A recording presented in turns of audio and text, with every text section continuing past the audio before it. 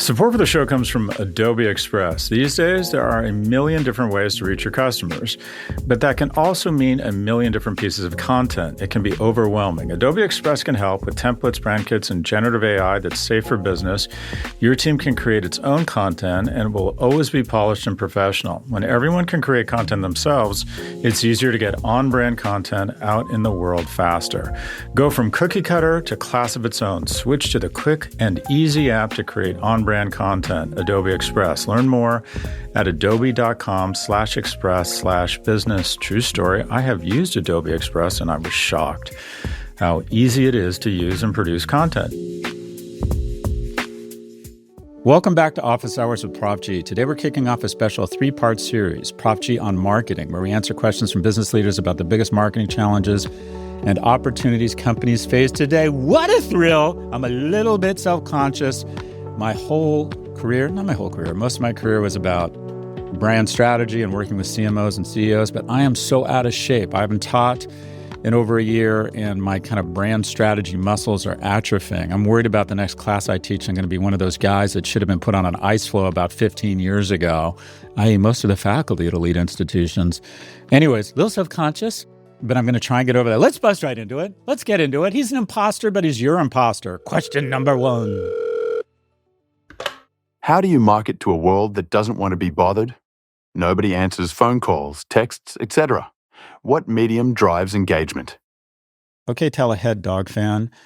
The mediums that drive engagement, there's just no getting around it. If you want to build a personal brand, if you want to build an aspirational brand, you have to allocate more money to social. I think about just the amount of time. I mean, you are where you spend your time. One of the reasons I got off X is I found that I was speaking in 140 characters and I was becoming terse and constantly looking for the weak point in people's arguments such that I could weigh in and press on the soft tissue and make a character or a cartoon of their comments such that I could feel good about myself. In other words, I was becoming an asshole. I mean, that's literally what X is. It's like an asshole turns into a social media platform. And I thought, you know what? I already have too much tendency to be an asshole. I don't need an environment that turns me into an even bigger a-hole. So you want to go where people are spending their time. And the bottom line is social media is where everyone is spending their time. In addition, the people who kind of set the trend for most aspirational brands are youth, right? Once your dad starts wearing Nikes, the young people stop wearing them. So everybody wants to kind of follow the lead of an 18 to 30-year-old aspirational male or female, and those people are spending way too much time on social media. So I would say that social is engagement. I think events create a lot of engagement. Content marketing, if you're B2B, at L2, we used to put out these weekly videos that went on one of the fastest growing social media platforms in the world, YouTube. And we built essentially our own mic. Instead of paying some PR agency $10,000 a month to get me on Bloomberg or whatever it was, we went straight to consumer. We went direct to consumer with our own media channels. And we would put out thoughtful research and interesting data that a ton of consumer brands, it was focused on CMOs, would watch the video, and we were constantly in the selection set. So when they thought, I'd really like to benchmark my digital footprint relative to Clorox or Unilever or whoever's in the competitive set of P&G would think, well, call that crazy dude and his firm L2. And within about 7 years of launch, we were working with a third of the global 100 or the 100 biggest companies in the consumer world. So B2C, I think you got to be a master of social and find a voice and create two-way engagement. B2B, I think it's content marketing or thought leadership. That's my kind of quick and dirty answer. Thank you so much, Telehead Dog Fan. Question number 2. Our next question also comes from Reddit, user MXT240. I work for a giant software company. I do nerd work, not face work or management, and I am damn good at it. Every so often, I get emails telling me to build my personal brand. What the fuck does that actually mean? Should I always wear cardigans? Do I need a catchphrase? Inspirational bullshit in my email signature? I'm well respected and well liked by my peers, and I take time to unofficially mentor those less experienced. Isn't there value in hyper-exclusive brands that don't advertise? MXT240, so thanks for the question. I teach an entire class on building a personal brand. A lot of people think a lot about the brand of the company they're working for, but they don't actually take the time to think about their own brand. And they might think, well, I'm not interested in building a brand. You have a brand whether you want one or not. A brand is essentially the promise or the associations that are linked to you. and linked to your name, linked to your visual identity, linked to you when you show up. Everybody has a certain preset set of expectations, the promise you present, if you will, and then you have to deliver hopefully against that performance. And ideally, you want a differentiated brand such that when there's an opportunity for a promotion or an assignment and they have 5 different cereal boxes, i.e. people to pick from, they pick you. So how do you go about that? The first thing is, I think it's helpful to think of what are your core associations? What do you want to be known for professionally? And that is the 2 or 3 kind of adjectives, descriptors that sort of identify, do you want to be known as especially empathetic? That's important. Those people make great managers. Do you want to be known as especially strategic? And that is, there's a role for those people. I put them on figuring out our 6 or 12-month plan. Are you kind of no nonsense? All right, send that person, and kind of harsh, quite frankly, and good with numbers. Send that person to the branch in Houston and have them do the analysis and come back and give it to me straight on what's going on with that business. There's all sorts of qualities, features, attributes that are positive or differentiate someone in the work world. And I think it's helpful to kind of identify what those 3 things are, those 2 or 3 things are, such that they can serve as sort of a guiding light or a religion. Think about religion. It's a set of rules that you try and shape your actions and your life around, such that you behave in a way that reinforces the teaching of Jesus Cristo, right? What would Jesus do? I remember that question in Sunday school. By the way, rest in peace, El Papa. Rest in peace. Anyways, so think of some core associations. If you want to be really formal about it, find some people in your life you trust, and say, what do you think of when you hear me in a professional context, tell me you're going through this process? And not only think about the positive things, but also find out if there's anything negative. And here's how you know if that criticism is valid. If you feel as if you've been punched in the gut, that means it's true. If they say something stupid and it's mean or whatever, you can write it off. But if it's like, I remember in some of my student reviews, they said that you use profanity too much, and as a result, it reduces your credibility. And it really upset me. Why did it really upset me? Because it's probably true. And I kind of deep down know that it's true. Now, have I done anything about it? Fuck no. Well, a little bit. In class, I try to tone it down. But anyways, we're going to think about if there's any negatives that get in the way of us. Then we're going to think about visual metaphors. We are a very visual species. You need to lean into your visual metaphors. Are you losing your hair? Then shave your fucking hair like the dog when he was 30 years old. And all of a sudden back then, in whatever it was, 1994, it was seen as aggressive and different, right? Are you in good shape? Then get in fucking crazy shape. Do you have really wonderful frizzy hair? Then have out of control frizzy hair. Do you like glasses?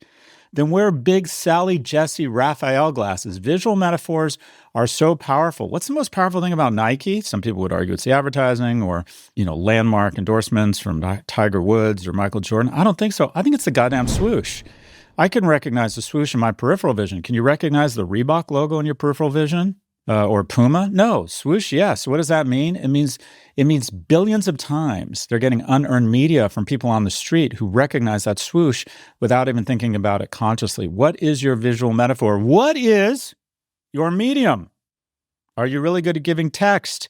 Are you a great writer? Are you fantastic on TikTok? Can you put out PowerPoint? Are you fantastic speaking in front of people? Whatever your medium is, you need to identify it and then find every opportunity to display your expertise in that meeting and develop a following. I am really good in front of a lot of people. I'm not great one-on-one. I'm very good on video and decent on social media. I'm not that good on the phone. So I try and shape my interactions and my contact with others around those mediums and specifically avoid the ones I'm not good at. What is the one thing, the product you're going to own?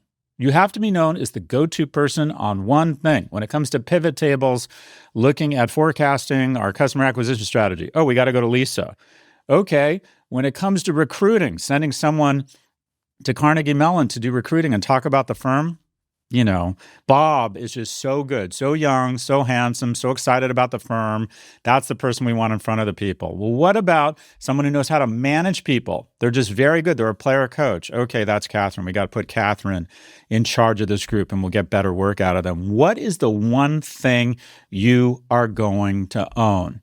Core associations, positives. A negative association that might be getting in the way of people getting to the core associations, the positive ones you need to dial down. What is your medium? What is your visual metaphor? And what are you going to own, right? And then we're going to apply 3 hurdles. First, is it differentiated? Is that being able to do pivot tables and being known as empathetic? Is that really differentiated in this firm? You want to be different. 2, does anyone care?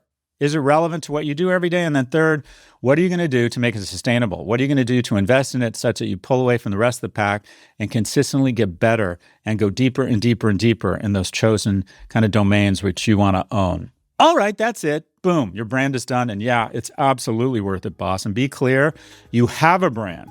It's just a question of whether you want to manage it or not. Thanks for the question. We'll be right back after a quick break.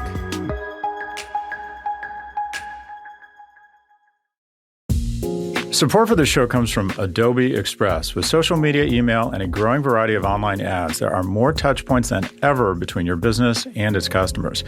Adobe Express is here to make sure your smallest touch point is as polished, impactful, and on brand as the biggest.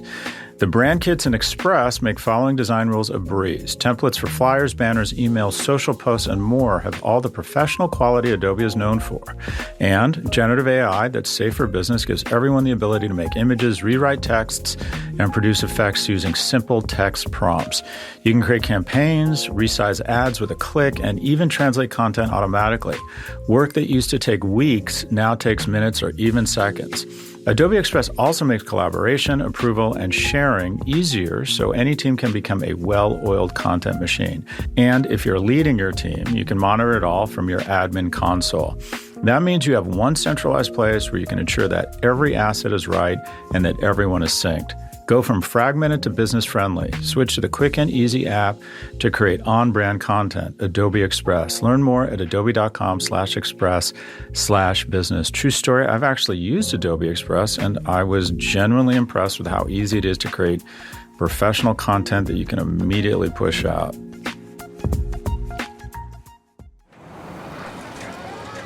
Fox Creative.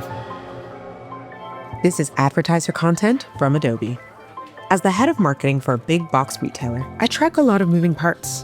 In addition to our online presence, we have hundreds of locations in dozens of countries. We're about to launch a full refresh of our brand. The new look and feel is a lot bolder and brighter. With all of the changes, our teams still need to create content fast and follow the new brand guidelines. That's why I chose Adobe Express. For members of the marketing team like me, this brand refresh means we have to work together to create a ton of content for different channels. We need to be consistent, but also fast and flexible. Adobe Express has us covered. Generative AI that's safe for business lets us create new content in seconds. Brand kits let us centralize our design assets so we can always access or share the latest and greatest. Collaborating with my team members has never been easier. And you know what? We're having more fun too. Adobe Express, the quick and easy app to create on-brand content. Learn more at adobe.com/express/business. Question 3. Welcome back. Our final question comes from Proof of Profits on Threads. They say, American companies are known for their great marketing. They've been so effective that we've seen genericized trademarks. How much of a role has this played into the monopolization of America, and are America's duopolies bad for consumers? If so, what can we do to change it? I think what you're asking is, has great marketing led to the concentration of industries where we have monopolies or duopolies that extract unfair rents from other businesses or consumers?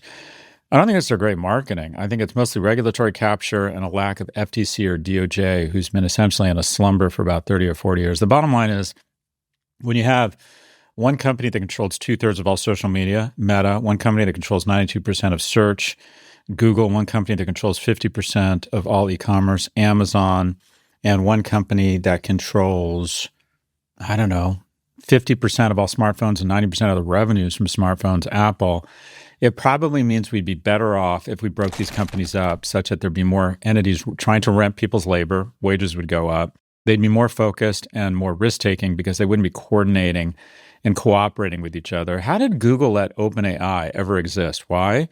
Because despite the fact that the majority of AI IP resided within Alphabet, they didn't want to risk the existential threat. They didn't want to disrupt their own search business. So they weren't excited to kind of put out an AI product that might disrupt or cannibalize their Google search. So what happened? They left the door open, or they left the garage door open, and Sam Altman walked right in and took their AI.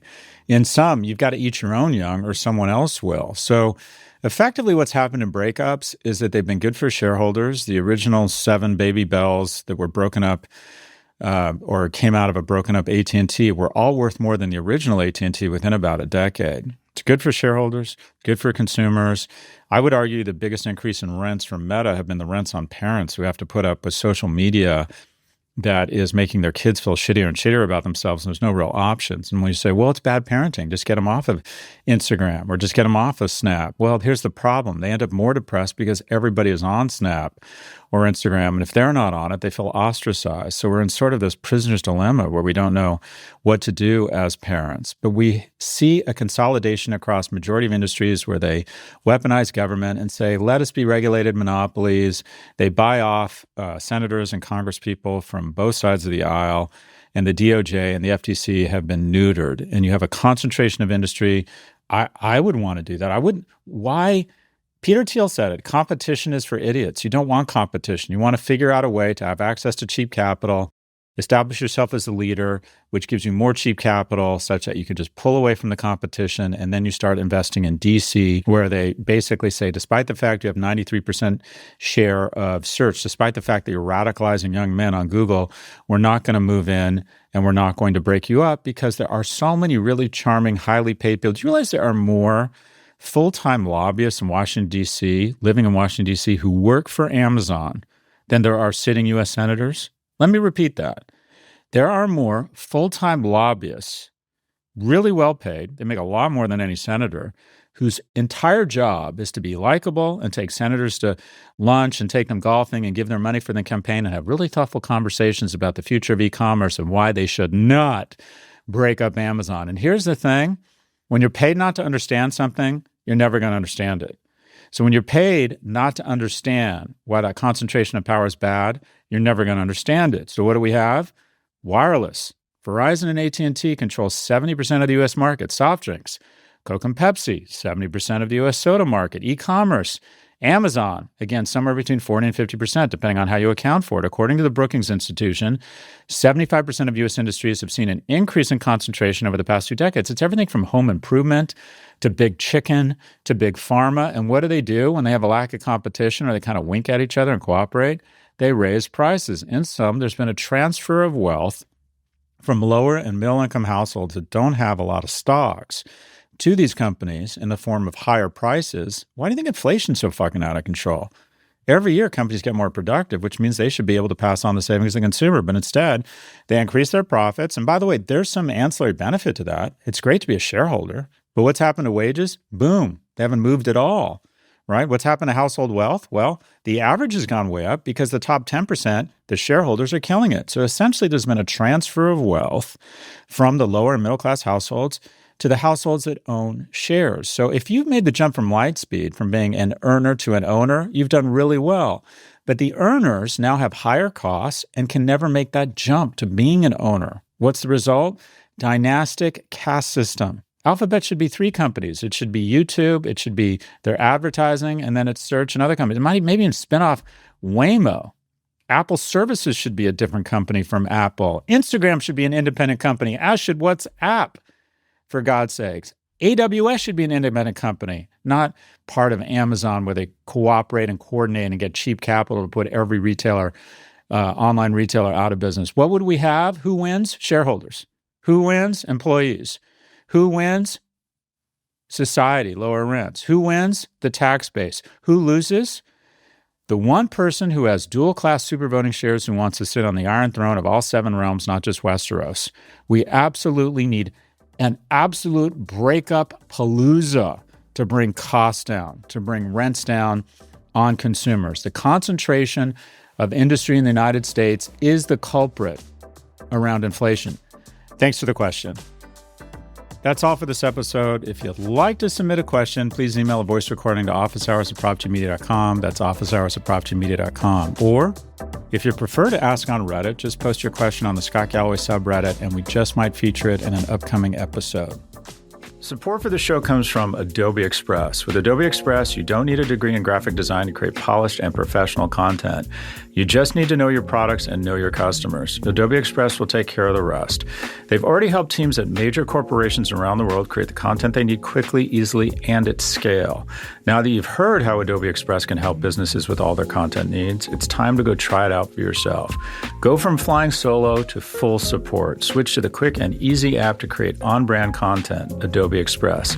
Learn more at adobe.com/express/business. True story, I have used the product and was genuinely impressed with how easy it is to create on-brand, elegant content and then push it out really easily.